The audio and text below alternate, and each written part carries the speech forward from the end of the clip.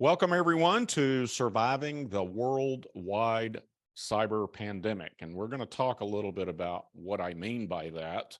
My name's Tom Kirkham. I'm founder, CEO, acting Chief Information Security Officer for Kirkham Iron Tech. And that Chief Information Security Officer, as you will see, is an important role, or a security officer in your company is a very, very important role. They don't have to be a cybersecurity expert, but they need to be there because they know your company. Someone inside your company knows your company better than any outsider. And as you're also going to see, practically every business out there is outsourcing cybersecurity, no matter the size, no matter what their IT staff is. IT and cybersecurity sometimes have opposing objectives, but most importantly, it requires different skill sets, different areas of specialty, different experiences, and they are, frankly, different roles. You know, much the same as a neurologist is different than a neurosurgeon. They do two completely different things. They may have something to do with the nervous system or the human brain. Cybersecurity and IT is about IT, but they still have differing objectives, different skills, different levels of experience. And it's very, very important to understand that. A little bit about me. You can read all of this. I guess the most interesting thing for most people is being on an ISIS kill list, and they haven't gotten me yet. I have a couple of Amazon bestsellers, Hack the Rich. It's about the special needs of high net worth individuals, and the Cyber Pandemic Survival Guide, which is what we're going to touch upon. And both of these books are written for the lay person. It's not, I didn't write these targeted to my peers in the InfoSec industry or cybersecurity industry. I wrote them for the average person to get a better understanding of the risk and the sheer size and scale of the criminal, especially the criminal, but of the entire hacking industry. And it is an industry, make no mistakes. So we're all familiar with a human pandemic, and this illustration here or animation kind of shows how COVID was distributed throughout the world by humans, a human virus as opposed to a computer virus. And as we all remember, it took weeks and a few months, three months roughly, before it really spread all over the world. You know, before planes, trains, and automobiles allowed humans to go from place to place, it took time, covered a lot of ground. Time and space entered into it. But in the case of a cyber pandemic, that there is no or very little time and space impact, because all of our computers are connected globally at nearly the speed of light, all through the internet.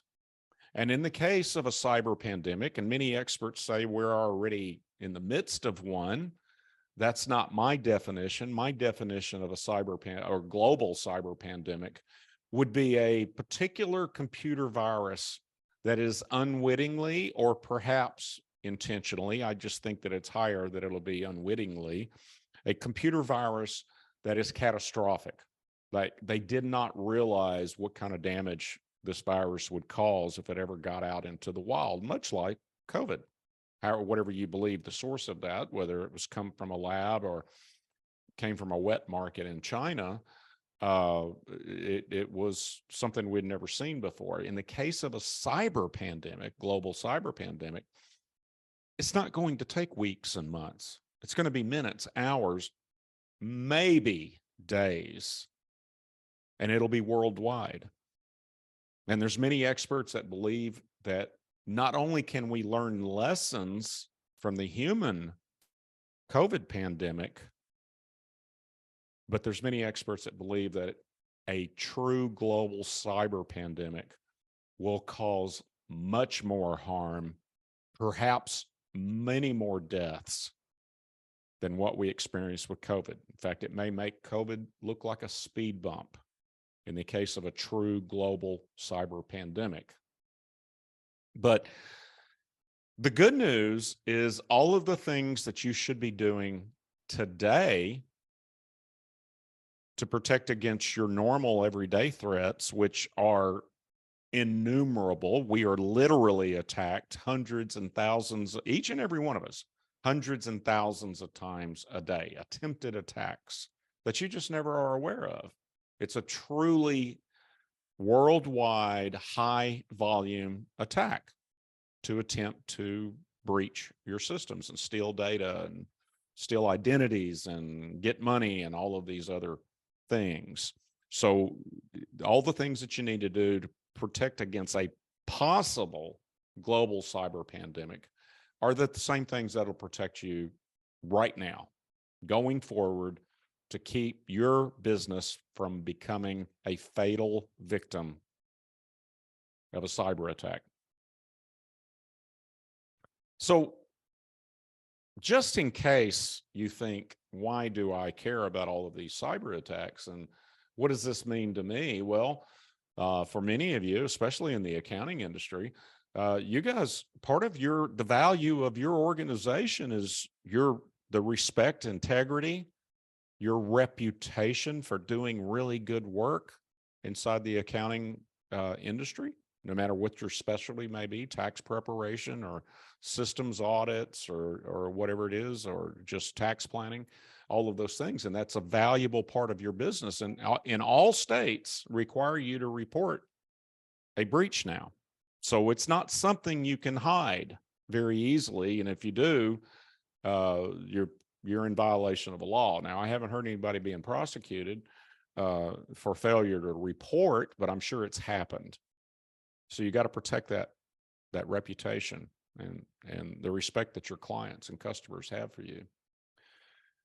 Across practically every industry, if you haven't been affected by it already, regulations are coming for just about every type, style, business you can imagine, and they are going to be backed up with fines for not properly protecting your organization from cyber attacks. You've got compliance issues with all sorts of things. You've got the IRS 4557. You probably have, if you have cyber insurance, they have compliance requirements. Either that or you're paying way too much in premiums for cyber insurance.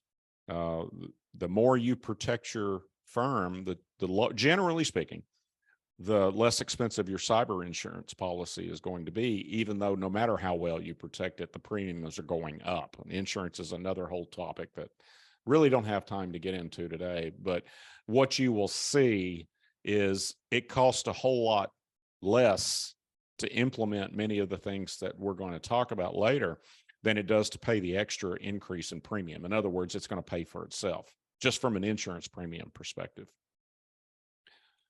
A cyber attack can cause massive productivity losses. If your specialty is tax preparation, imagine a major ransomware attack on, I don't know, April 12th. You got a lot of returns you've got to crank out, and now all of a sudden, all your data, all those returns are encrypted and inaccessible. It's going to force you to pay a ransom or an extortion amount. You're going to have revenue losses in that event, but no matter what time of the year it is, you're going to have revenue losses if your systems are down completely. May not be able to pay bills, may not be able to make payroll while your systems are down. You've got the whole other issue of the very nature of the data. You know, you've got financial, personal, private client data that you're responsible for, that you can be held for civil liabilities. We're seeing a big uptick in civil cases because companies failed to protect their customers' data. It's increasing at a really fast rate. where class action suits, imagine maybe you got 200 or 300 clients and all you do is tax preparation. Well, it's real easy to launch a class action suit if your accounting firm were to get breached. And it doesn't matter what you do, what your specialty is, whether you've got 30 customers, 30 clients, or 3,000 clients, that can still open you up to a civil case and all of the costs associated with defending your firm against it, not to mention the reputation, respect that you're going to lose as well. And the whole thing, and what our mission in life is as a managed security services provider, you might want to jot that down, MSSP, managed security services provider, is to protect your firm from those cyber attacks. I'm always amazed. I speak in person to a lot of your accounting societies all over. And I'm always amazed that when there's an FBI agent, everybody goes to see the FBI or Department of Homeland Security, and they get these incredible stories about breaches and threat actors and all of this. But the true experts to keep it from happening to you are consultants like managed security service providers. Their job, their whole mission is to keep that attack from happening in the first place.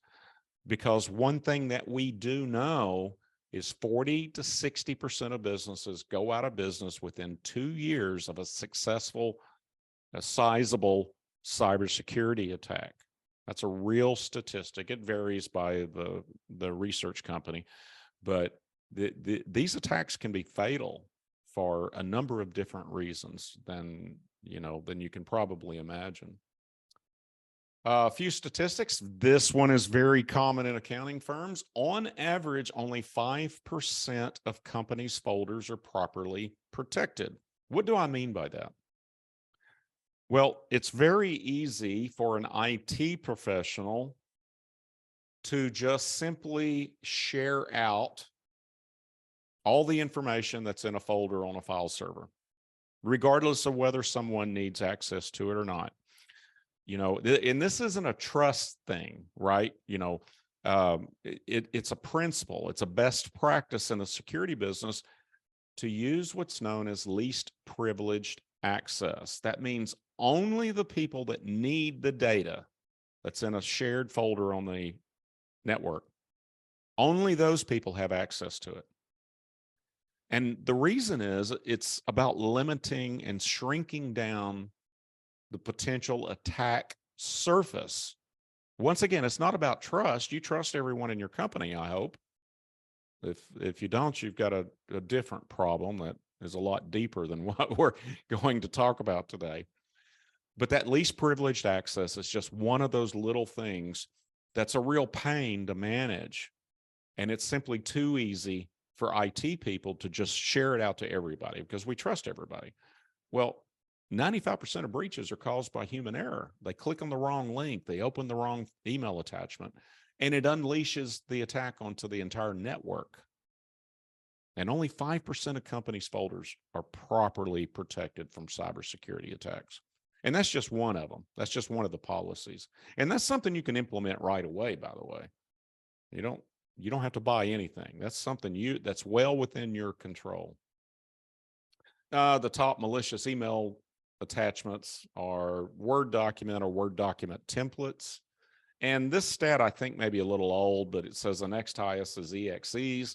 Hopefully your email does not allow EXEs as attachments. Spam filter should trap it, or your mail server should trap it. But you got to be aware of a lot of different types. I actually see Excel spreadsheets much more commonly used as the carrier of the virus or the attack.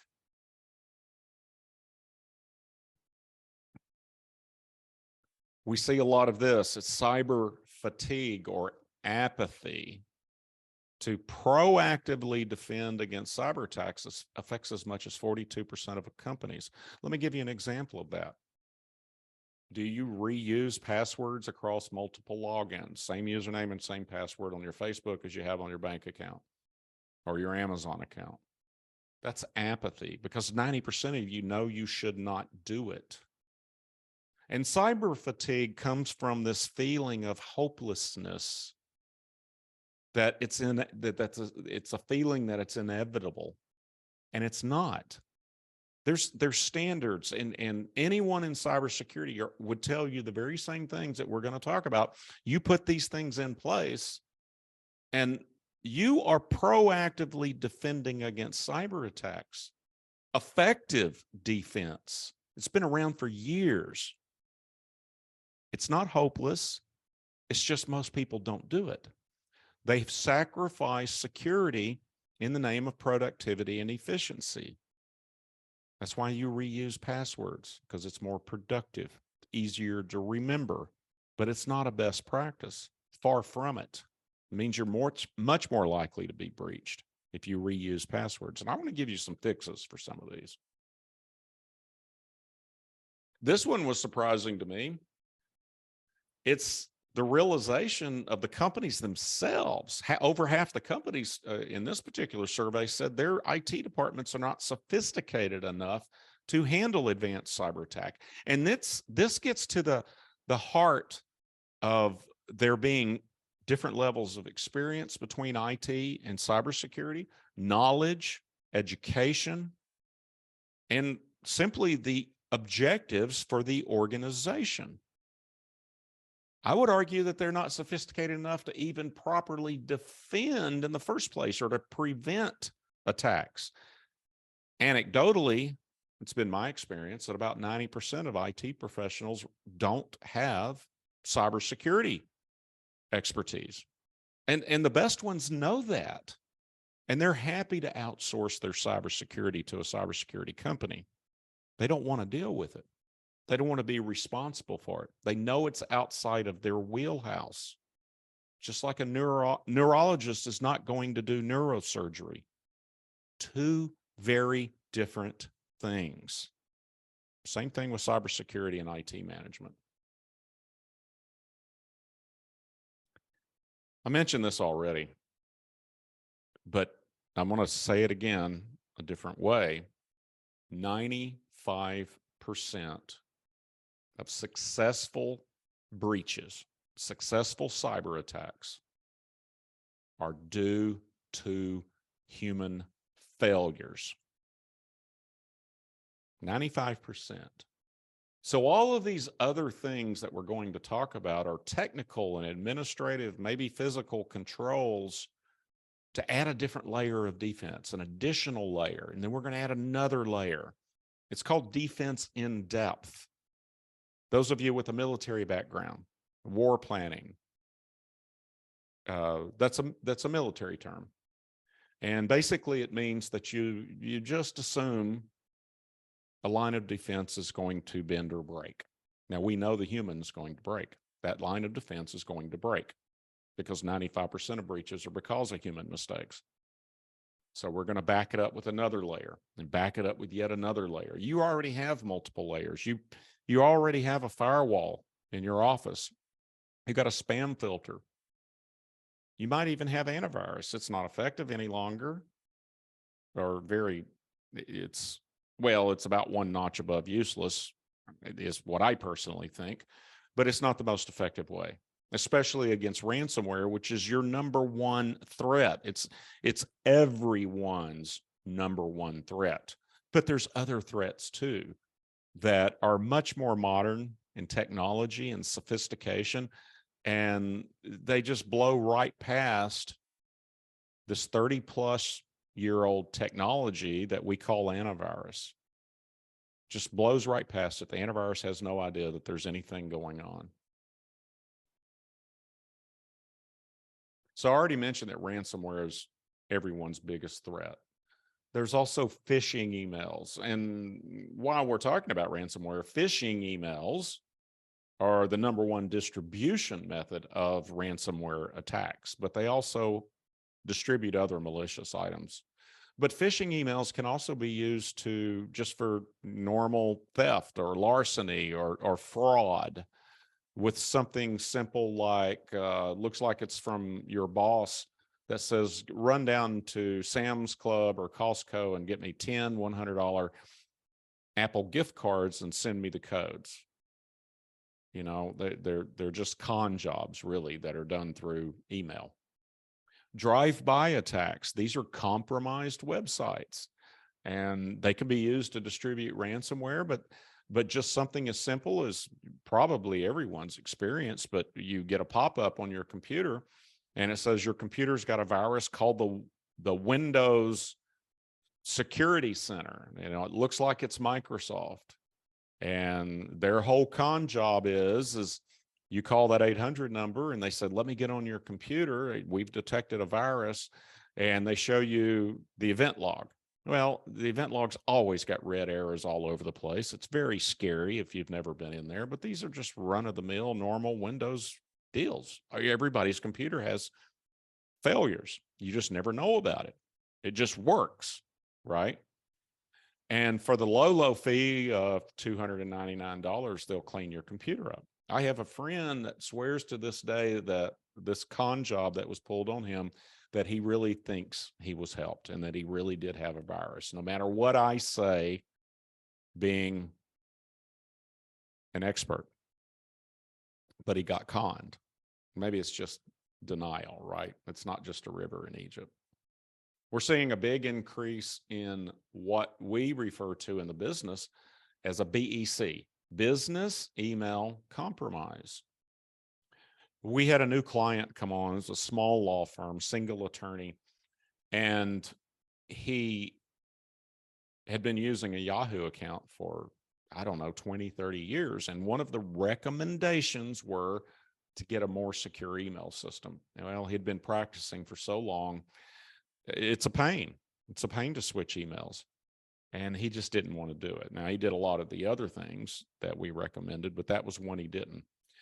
Within a month, he had a BEC, his email was compromised, and an invoice that he'd sent to a client along with bank account number and routing number so the client could do an ACH payment for $15,000 to the law firm.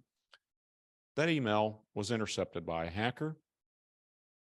The routing number and the bank account number was changed, and the client paid the hacker the $15,000. That client changed his email and got something much more secure.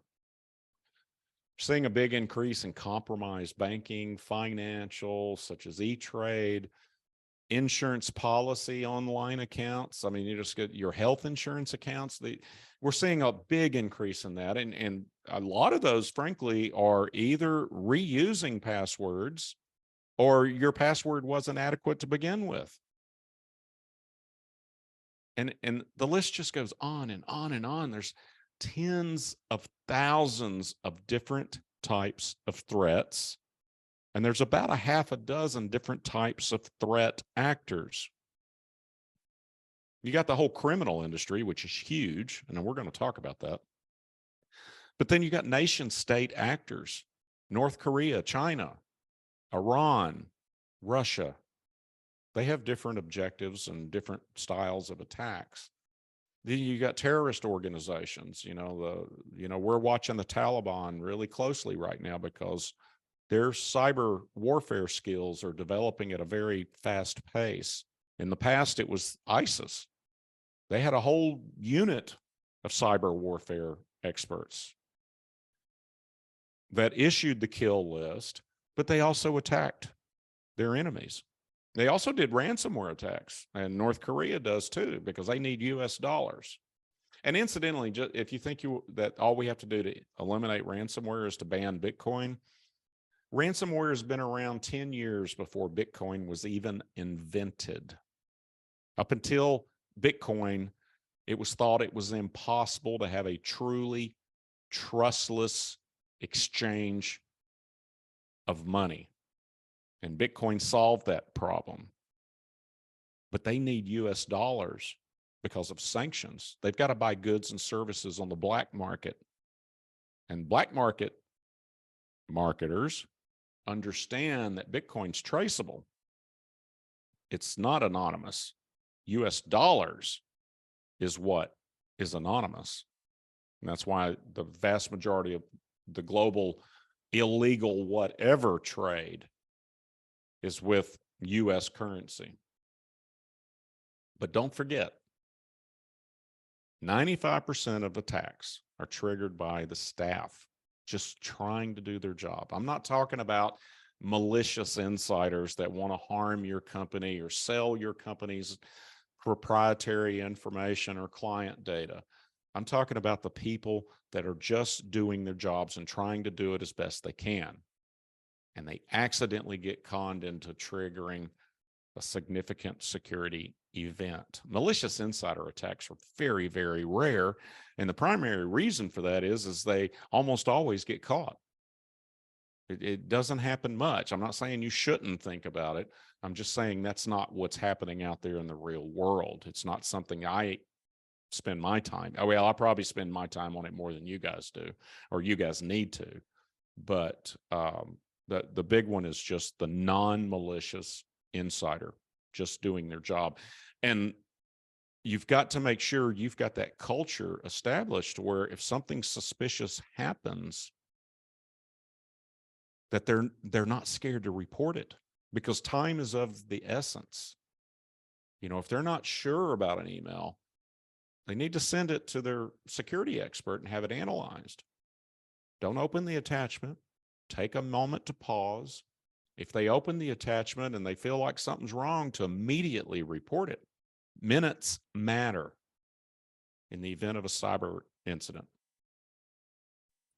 So I mentioned earlier in a roundabout way that there's no secret to this. This is not, it's not nebulous. You don't, actually, when you finish this hour, and you're going to be able to go, you're going to know at a 50,000 foot view what your role, your owner role or your manager role in the company, or whatever your role is. If you're responsible for this, you're going to know what to look for to make sure the consultant you're talking to really knows cybersecurity. I'm not going to make a cybersecurity expert out of it, any of you, in an hour, no more so than you can make me a CPA in an hour. But you're going to have that high level knowledge of what to look for in finding the right person and to make sure they're putting the right things in place.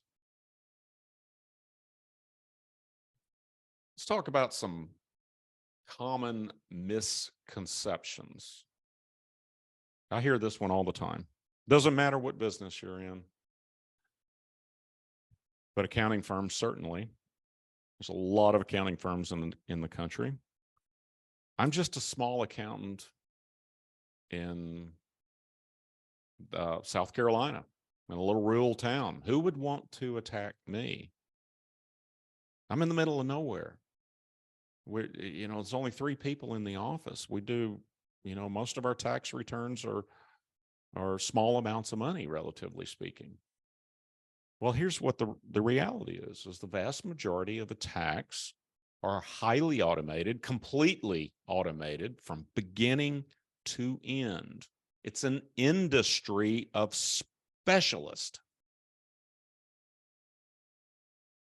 And they have an email list, maybe all of their CPAs in the state of South Carolina. And let's say there's 100,000, because I already know the math to this. They attack all 100,000 at once. See, it's not a one-on-one street con, it's a one-to-many con to get the user, the recipient of that email, to open that file attachment or to click on that link or do whatever it is they're trying to manipulate you into doing. And they don't care who you are. They don't care how big or how small you are. See, the breaches that you hear about, like Colonial Pipeline, JBS Meat Supply, Sony Pictures Corporation, those are big names. Those are targeted attacks, or were targeted attacks. And actually, in the case of Colonial Pipeline, they didn't actually know or care who they were attacking. They just knew it was a big target. They apologized for interrupting petroleum distribution on the East Coast, but they still wanted their $4.5 million. And believe me, they don't want to be on CNN. That raises their profile with the FBI and others, Interpol, other countries, to really want to hunt them down, especially critical infrastructure. But the vast majority of these ransomware and other types of attacks are fully automated. They think in terms of conversion rates, right? What's our conversion rate in email marketing? Or what's the conversion rate on website visitors? So they'll send out an email to 100,000 potential victims, and they go, wow, it'd be really good if only 1% become victims. That's 1,000 victims. And let's say they collected an average of $10,000 per victim. That's a $10 million payday. They never know who the victims are. They never care who their victims are. They got $10 million. And the majority of these go unreported. So this misconception is a myth that doesn't exist in real life. There's so many different specialists in that industry that ransomware hacker superpower is crafting that manipulation social engineered email to get the user to do something. But he's contracted with other criminals to provide an encryption server, a clean email server, an 800 help desk to aid the victim in obtaining Bitcoin or assist with technical issues with recovering the files. Like they paid the ransom and they still can't get to the files. They've got an 800 help desk to call. Another criminal organization does that. There was a massive worldwide ransomware attack, I don't know, 4 or 5 years ago. And it was masterminded by a couple of hackers that went by the alias of G and Crab. They grossed $3.5 billion with a B in one global ransomware attack. Do you really think they know any of their victims or even care who they are? These two masterminds netted $300 million each.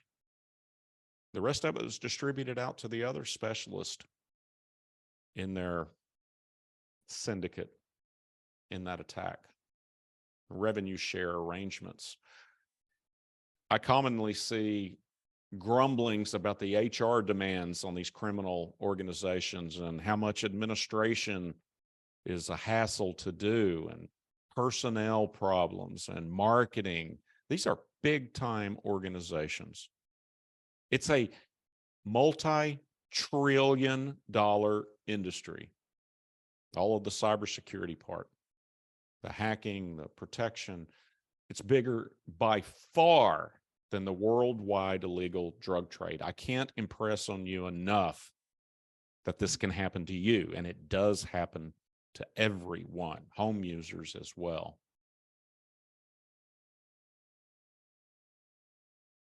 This enterprise-grade cybersecurity defense, or Department of Defense level, whatever you want to characterize it, is no longer as expensive as it used to be. It's been very inexpensive, relatively speaking, for the past several years.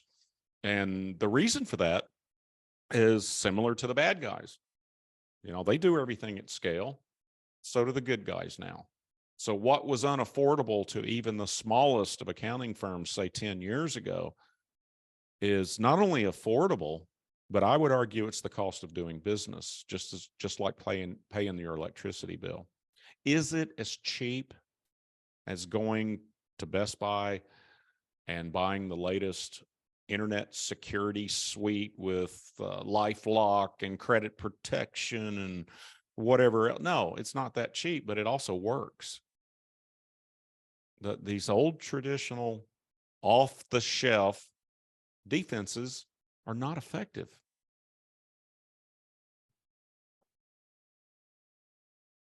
And relying on 30-plus-year-old technology to protect your firm from a fatal cybersecurity event is just not adequate. And once again, it's not reasonable efforts any longer.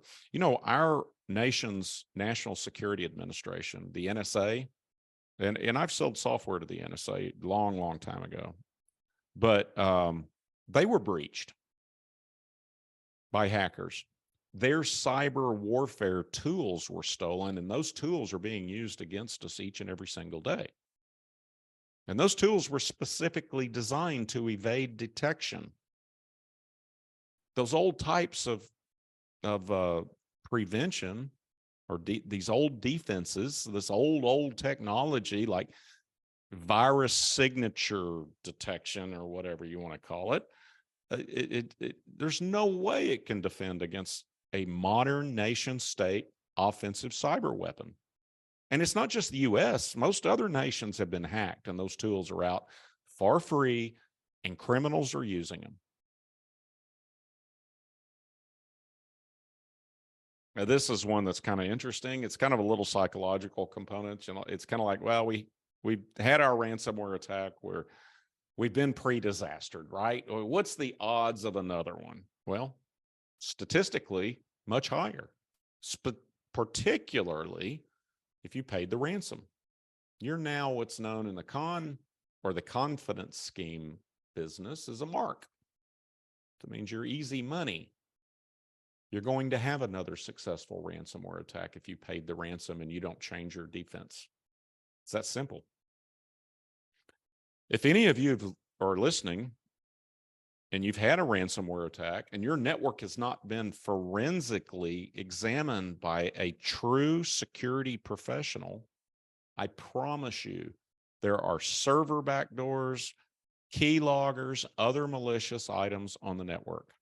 We have never gone into a new client that's had a ransomware attack in the past and not discovered these other things, just waiting for another criminal specialist to exploit for fun and profit.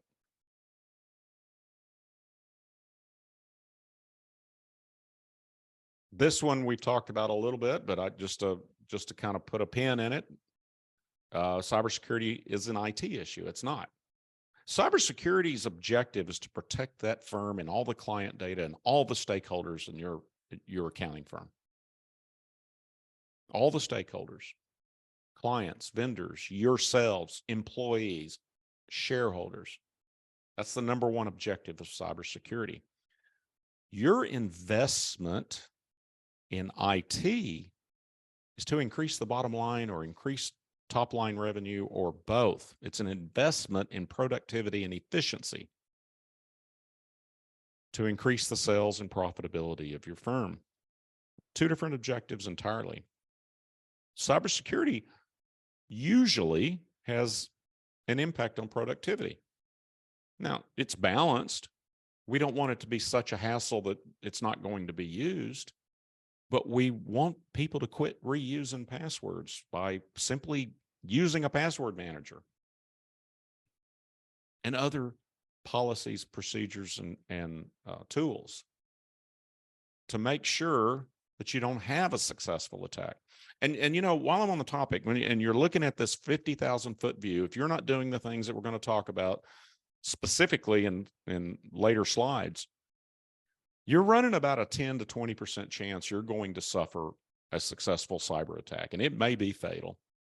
About half of them will be. Our objective is not to get you to zero chance of having an attack, because that's impossible. The NSA has been breached. I mean, if they can be breached, anybody can be breached.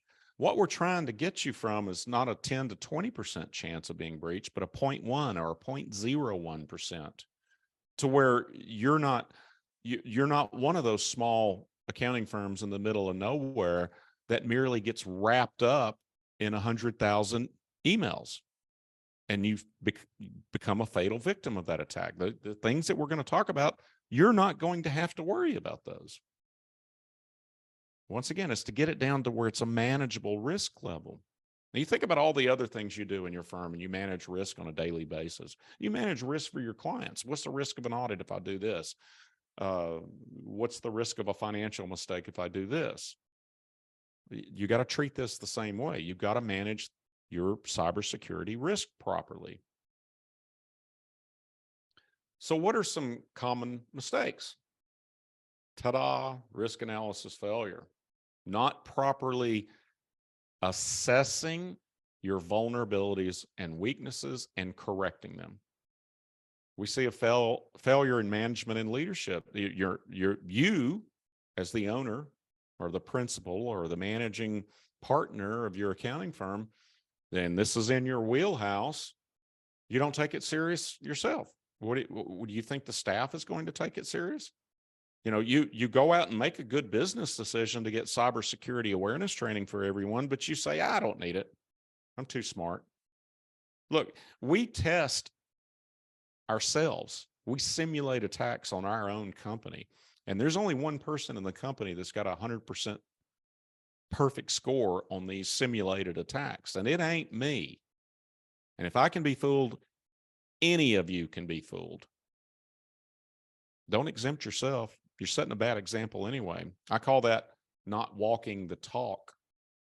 That means you're not even, not only are you not taking it as serious as you think everybody else should, but you're not baking it into the culture to think first about security. Ineffective defense using off-the-shelf antivirus against modern-day threats. No active continuous threat intelligence and action thereof. The threat actors change, threat techniques, tools, technologies. These have to constantly be monitored and adjustments made in defense, such as failure to apply Windows security updates in a timely manner. It's very easy for IT to say, well, Microsoft patches usually break things, so we're not going to put these Office patches on for 3 months. We're going to let everyone else be a guinea pig. Let them work the bugs out. Well, if you're not continuously monitoring those security patches and analyzing each and every one for the risk, you're going to miss one that is so serious of a vulnerability that if you don't put it on right this moment, you could be breached. It happens once every couple of years. Depends on the environment. You know, the richer your environment, the more frequently it happens. But you can't just blanket say, I'm not putting these software updates on. That's not best practices at all. That is bad practice from a security standpoint. Not knowing where to turn for the consultant. I've already told you guys know what this is. What is it? MSSP, a managed security services provider.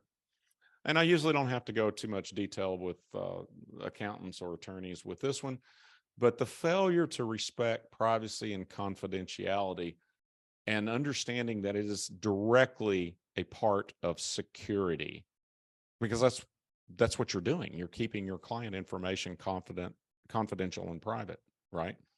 So it goes hand in hand. Got to respect all three and understand the interrelationships between those terms.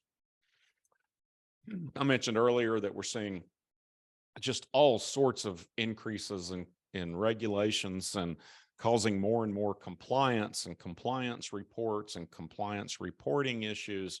And this list is increasing every single day. And if you just so happen aren't subject to IRS 4557 or any other regulation, you will be. Automobile dealers are now required by the Federal Trade Commission to be compliant from a cybersecurity standpoint. It's affecting every single industry out there. And if it hasn't affected you, it will. So why wait to become compliant? Because the techniques are all the same, almost always. You may even save money on your insurance, enough to easily pay for your modern cybersecurity defenses. And let's see, I think there's 3 states, I can't remember the third one, but New York and California have consumer privacy laws, which means if you have a breach and you've got their name and email address, that's about all it takes. Your violation, you're going to get fined. And that's going to happen in most, if not all states. And if it doesn't happen with most or all states, it's going to be a federal regulation.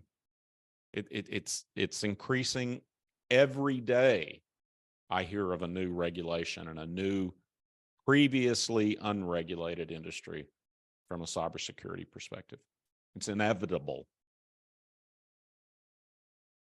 So I mentioned international standards, and the NIST cybersecurity framework is what I consider to be the worldwide global standard as far as cybersecurity frameworks go. Now, NIST is the National Institute of Standards and Technology. This is the group that defines what a light year is, or what a pound is, or what a gallon is. It's standards and technology. So they developed this cybersecurity framework. It doesn't matter what you do, what your mission is, what your business is, whether you're a government or a business or a charity, you got one employee or you've got 1 million employees. This cybersecurity framework is literally used all over the world by organizations of all shapes and sizes and missions. And there's a lot more to it than this, but I want to give you, once again, that 50,000 foot view. And that 50,000 foot view is 5 components to the NIST CSF. And these are steps that you have to take. The first one's identify. You've got to understand and assess all of your risk and vulnerabilities in your firm. Everybody's reusing passwords. That's high risk, very vulnerable. You're sharing out files on a file server to all 50 employees, even though 10 is all that needs access. That's a little bit higher risk to do it that way. You don't do cybersecurity awareness training, makes you higher risk. Did you know cybersecurity awareness training alone will cut your firm's risk in half? In half. But you've got to assess it and identify where all these vulnerabilities are, where all the data is stored. And not just client data. You got to have personnel records, all sorts of things you need to keep private. You don't want to get out there in public. You don't want to get fined. That's the first step of the 5 steps. And once you do all of that and you know what's wrong, you got to acknowledge it and take steps to address the vulnerabilities, eliminate the vulnerabilities, lower the risk down by implementing new defensive tools and administrative controls or policies and procedures, like quit reusing passwords. Get rid of antivirus, put an EDR on. I'll talk what that is in another slide. You got to protect, right? That's step 2. Now you got to protect. Now you know what needs to be addressed to properly protect your firm. You've got to have a detection system in place, both automated and manual. You've got to know when these intrusions happen. And ideally, that intrusion detection system is going to have automated response capabilities. But that doesn't always work. You've got to have a skilled cybersecurity expert ready, willing, and instantly available to look into things that just don't feel right, or to look at that email to see if it's has a malicious payload. Same thing with response. You know, you've got to have intrusion detection, but what's your response? It's the same thing. Automated tools, kill the virus, quarantine the virus, whatever, but that's not good enough. Some of these techniques and tools that the bad guys use still require manual intervention to stop the attack. So you got to have manual intrusion response. But most importantly is, no matter if the attack was successful or not, that whole thing has got to be forensically examined. The whole entire network. They've got to identify the storyline of the attack. See if there was other payloads distributed, even though the automated tools stopped the attack. They have to, commonly, they try to figure out what was the purpose, who was the threat actor, what technology do they use, what was the threat vector. Why was our attack surface so big? How did we miss this? Oh, well, we better implement this other layer of defense. And then finally, you got to have a recovery system. That's incident response planning, business continuity, disaster recovery, file backup. And for the most part, these are automated tools. But there is no automated tool to do any of those objectives that works 100% of the time. So you've got to have someone to manually review the backup systems and strategy and the business continuity systems and the disaster recovery systems to make sure they're going to be there when you need them, and to periodically test them that they're going to work when you need them. You know, I can't tell you how many times I've heard horror stories where they go, well, we're not paying the ransom because we got an automated backup system. We'll just restore from backup.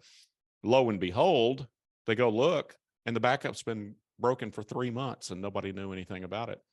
The notification system failed. There's no such thing as a 100% perfect backup system. If you know of one, love to hear about it, but I've been in this business almost 40 years and I've never come across one. That's the 5 things. Now I'm going to get into the very specific things that the White House says all businesses should implement. This is their recommendation. This picture is Ann Neuberger, the acting national security advisor at the time in the White House to the president.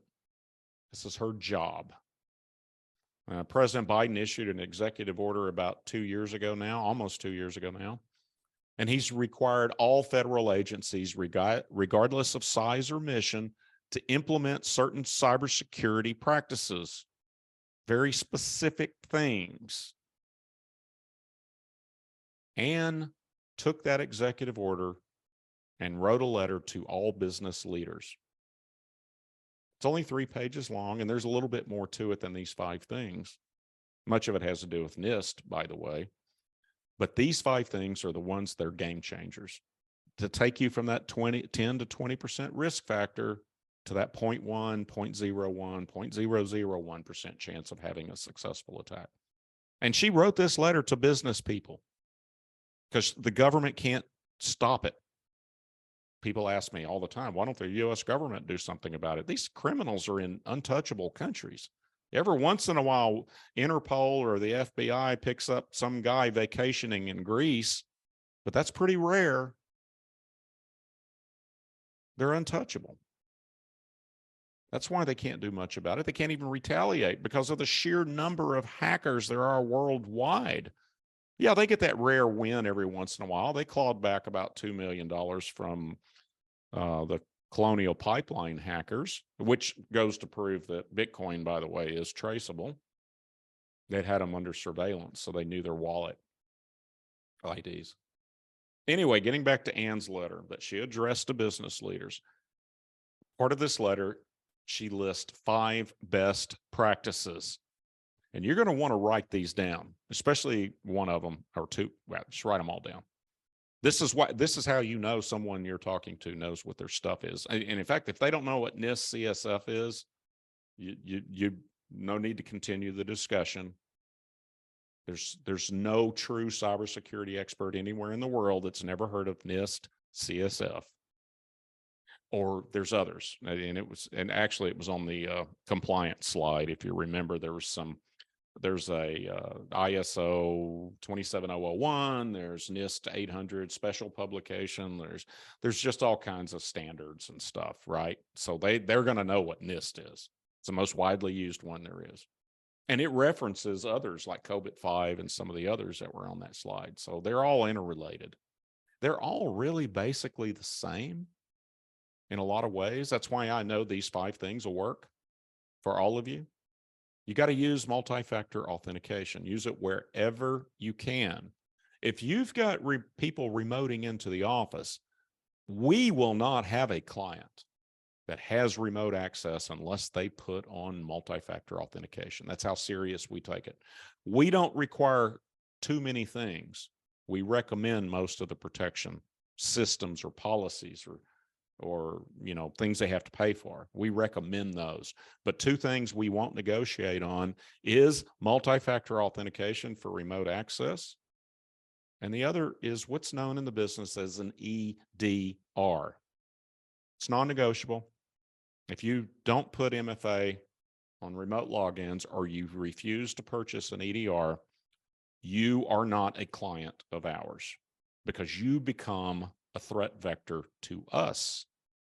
If you just want to go the cheap route and put antivirus on and go the cheap route and not protecting remote access to your entire network by just username and a poor password. We require it. It's non-negotiable. It's no exceptions. We add other layers as well. But remember, we're not talking about Kirkham Iron Tech. We're not talking about Tom's personal opinion. These are standards. These are best practices. And this is from the White House, a cybersecurity expert at the White House. And she has great credentials. You can look it up. I can't remember what they are off the top of my head, but Ann knows her stuff. And she's still, I think she's still Deputy National Security Advisor. You got to turn on and use disk encryption in your firm. I know many of you've probably been practicing for decades, maybe 30 years, 40 years. And so you remember 30 years ago when disk encryption kind of became a buzzword, right? To protect your data, you got to turn on disk encryption and it bogged your systems down. It's no longer the case. It does decrease your risk by encrypting your own data. But if you turn on disk encryption, and I mean all the devices, not just portable, talking servers, workstations, everything. Believe it or not, those still get stolen. But more importantly, they get recycled. And frequently those disk drives are not destroyed. And there is a specialty in the industry that mine used hard drives for fun and profit. You don't know where that data disk is going to end up. If you turn on disk encrypt, you get off of this, you say, oh yeah, I believe that, and this doesn't cost anything, I'm going to turn it on. If it slows your systems down to the point that you really even notice, then one of two things has happened. Your equipment's way too old, which means you're not even getting the return on investment for your IT investment, but it's going to fail. It's that old, that technology, it's worn out. You've already depreciated it off your books. You got to replace this equipment before it fails. That saves you money. Your ROI is greater. Or you're buying really cheap computers. You're under-speccing them. Remember, IT is an investment. It's not an expense. Sometimes people just don't believe it, but I say you need to increase your IT investment and that will increase your profits. But there's benchmarking there.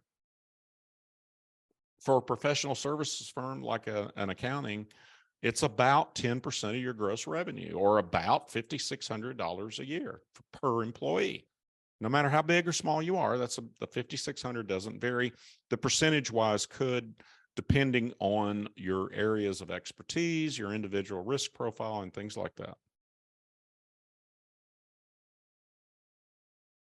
No continuous defense refinement, besides not doing software updates. You've really got to stay on top of threat intelligence and respond and adapt and change defenses. Sometimes there's a better EDR out there. Got to rip and replace, or often we actually put 2 EDRs on for different reasons. But you got to continuously stay on top of it and refine it. And a skilled security team. It's not me saying this. What Ann is saying is you've got to already have a security team engaged so they can do the monitoring, the response, the forensic examination and investigation to remediate, mitigate, kill threats, make sure nothing else is going on, provide, configure, and maintain that defense in depth technical control, and other things, not after the fact. You got to already have them engaged, and it's a lot cheaper than you think. And an MSSP not only has their own teams, but then they're backed up by vendors' teams. We've literally got hundreds of cybersecurity experts backing us up. We even have multiple lines of defense. It's a deep, deep bench. And that's what you want to engage with. It's not do it yourself anymore. If it ever was, but it's certainly not today. And what we're seeing is the best practice, and it is the best practice, is to outsource, especially cybersecurity. Now we're seeing more and more companies, regardless of size, outsource IT, but especially cybersecurity, because it's a hassle. Compliance is hard to keep up with the technical requirements. Outsourcing is cost effective. The tools that we use are very, very expensive for us to buy. Chances are you're not going to be able to do it on your own. In fact, many of the tools that are best in class, you can't get on your own unless you're Ford Motor Company or Exxon Mobil. It's a lot less headache.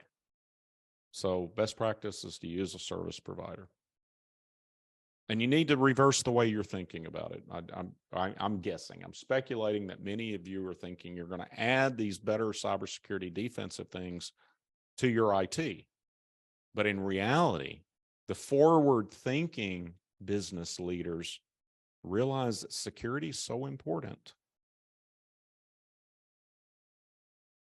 You've got to make security job one, and then you plug IT into that. IT management is getting, every day, it's getting more automated. It's becoming a commodity.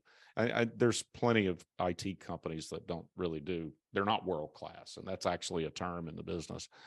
But that's becoming less and less common. They use professional, expensive tools and everything that most companies just don't have the resources to buy. And it's not the personnel that's expensive. They're plenty expensive if any of you have like a 2-person IT staff, but then you don't budget another $200,000 a year for all the tools that an MSP is going to have. So think security first and plug IT into that. So this assessment, this vulnerability assessment, it's about understanding what your gaps are. This is an audit that we do. And from a security perspective, they only scored 17. Okay. They're not using an EDR. They're not using a password management tool. They're not doing security awareness training. Lots of different things. And that's your current state, right? That's what you get on step 1 of a NIST CSF. And then you look at where you need to be to lower that risk from 10 to 20% chance of being breached to 0.1 to 0.01. You change. This is number 2 step in NIST is to protect, right? You put in password management, training, dark web monitoring, EDR. That's what you want your firm to look like. So you score 100 on security. So if anyone's interested, we have all sorts of audits and assessments out there, and most of them are for free. It just depends on the profile of your firm, how many users, how many servers, and what your architecture, and we can parse that out in just a matter of minutes and make sure you're getting the right assessment to just find out where you are. So those are complimentary. This is our email address, our phone number if you'd like more information. The books are on Amazon. And just remember this little thing at the bottom here is be proactive. The cost of a breach can run 4 to 5 times the cost of prevention. That's absolutely true. And that's not even taken into account a fatal data breach. I want to thank you for your time. I know this information is valuable. Many of the things that I talked about, you can implement right now, today. And this will protect you from a global cyber pandemic or the everyday run-of-the-mill ransomware attacks that we all suffer from. Okay. Thanks again for your time. I really appreciate it, and stay vigilant.